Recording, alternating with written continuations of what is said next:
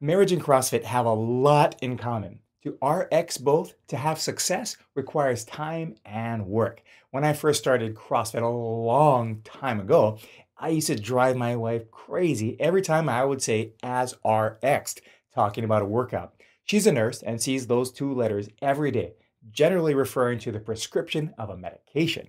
In our workouts, it had a little different meaning. To RX a workout was to do it as prescribed as it was written without any modifications, mods. There are some workouts that were just too difficult to do without those mods. And I'm looking right at you, handstand push ups on the gymnastic rings. But when you did the workout as prescribed, it meant you had enough of the strength, the endurance, you had enough capacity in your body to do it. The capacity to do the work doesn't happen overnight. In fact, strength in marriage, like strength in CrossFit, generally comes slower than the Metcon kind of fitness. Slow and steady, linear growth, starting strength kind of stuff is where it's at.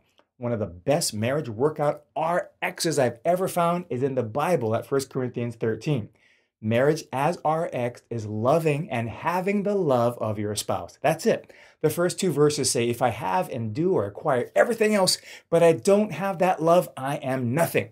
This to me is love and marriage as RX. It's not the house, the car, the kids, the career. Well, those are all cool. The question straight up is, do you have the love? The rest all show.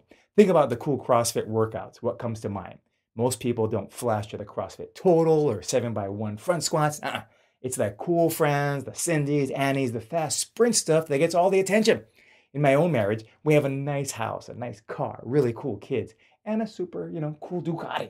From the outside, it looks all good, but you can't tell what's really happening from the outside. You can't know unless you know us, where I've seen us work out situations, what our marriage is like.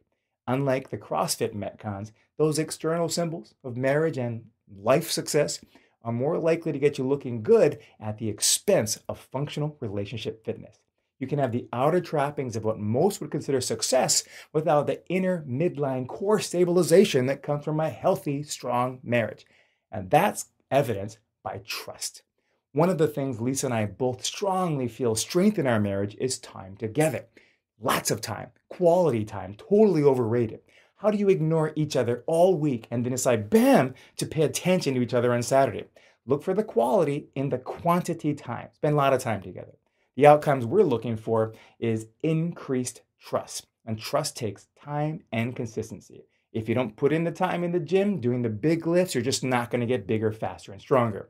You don't make a spieler or a froning overnight just before the games. If you don't put the time into your marriage, it's not going to be a strong marriage. I pray that God would bless your marriage and that it would be as RX.